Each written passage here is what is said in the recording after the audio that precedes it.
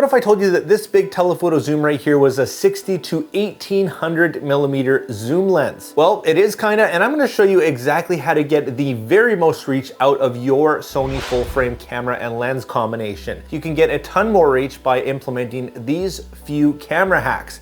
I'm gonna show you today how to do this, how to set it up, and we're gonna look at some of the results to see if it's actually worth doing or is there actually too much degradation in quality. We're gonna do this today by using a combination of your lens's optical zoom, the crop mode available in Sony full frame cameras, and something called clear image zoom. I'm gonna show you how to quickly set it up on your camera so in just a few button presses, you can get a ton more reach if you need it. So here's an example of what I'm talking about. This is a 60 to 600 millimeter from Sigma, a 10 times zoom, but here is what 60 millimeters looks like. Here's what 600 millimeters looks like, and here is what 1800 millimeters looks like. And if you ask me, that is still a completely usable image.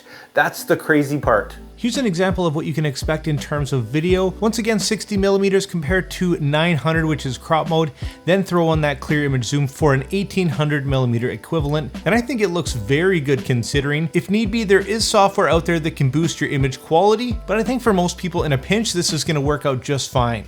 And now let's quickly touch on some of the downsides with each of these options. For one thing, as your focal length gets longer, it's gonna be harder and harder to handhold, meaning that any little tiny movement is gonna give you a ton of camera shake. So at these longer focal lengths, whether you're shooting photos or video, using a tripod is gonna give you better results. Also, as you see here, as you zoom in with clear image zoom, you will notice more sensor dust and imperfections in your camera and lens.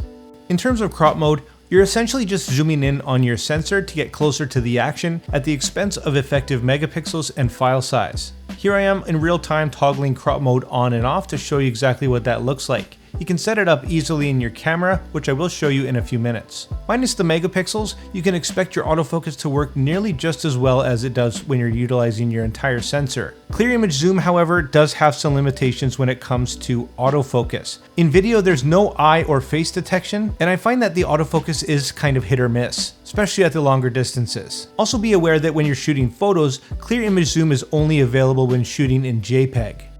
And here's another look at everything available to you starting here at 60 millimeters no crop. Now, as we throw on that crop mode in our camera, we're gonna reach 90. We're gonna use our optical zoom out to an equivalent of 900. And then we can start to use our clear image zoom to double that all the way out to 1800 millimeters. You'll have to be the judge to see if the quality is going to be up to par for you. Just know that between clear image zoom and crop mode, obviously with optical zoom, it's going to be your best quality. I find that using clear image zoom instead of crop will give you a little bit less image noise, but autofocus is far more reliable using just crop mode. Okay, so here's the setup process of customizing your buttons the way you like it. I'm shooting on the Sony a7 IV here, so any newer camera with this menu system, it should be easy to follow along, or if you're using an older menu system, it should be quite similar. So for me, I have my crop mode set to C1 here, and that's going to allow me to easily, quickly get that 1.5 times zoom, just like that, crop mode on and off, and it's going to show you that you're in crop mode there by that little icon right there. Right now it's on, and there it's off. For clear image zoom, I have it set to the down button here, and I'll show you why in a second. Press that button down, and then you can control a nice smooth motion here, or you can press up and down to have it jump quicker from 1 to 1.4, and if you want to go higher, then to 1.5, which is the max in video. You're able to go to 2 times in photo, and if you are having problems in photo once again, that's no problem. Just make sure you're in JPEG and it should work just fine. So let's head into our menu and show you how to set up those custom buttons. Press the menu button.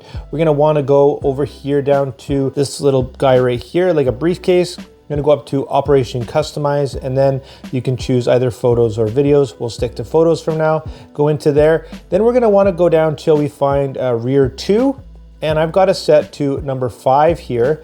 So just by pressing the down there, I activate that, and I chose down because it's actually not programmed from the factory.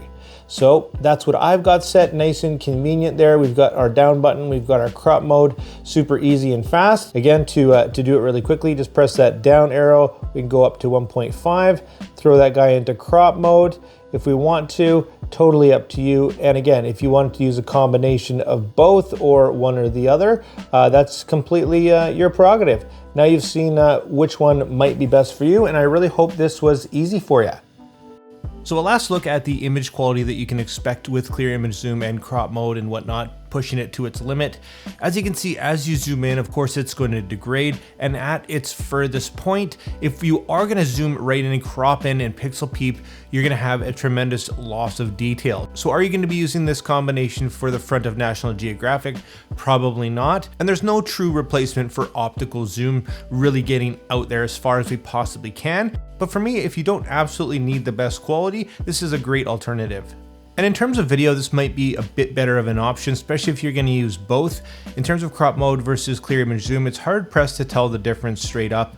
And of course, again, you can combine them and you'll have that loss of degradation, but it won't be quite as apparent compared to shooting a photo and then cropping in on it if need be. Just having the option to get up to 3 times more of your optical zoom could definitely save you if you run into a situation where you absolutely have to reach out there and get whatever it is you're trying to capture. A really cool feature for me, and remember that this doesn't just have to be used on big telephoto lenses. You could use it on a standard zoom or even an ultra wide. So there you go, guys. That's how to convert any Sony full frame camera and lens combination into a big telephoto beast. I hope this video helped you out and you liked it. If you did, hit that like and subscribe button, join the community, and like always, make mistakes, be yourself, and get out there and take some more pictures. See you next time.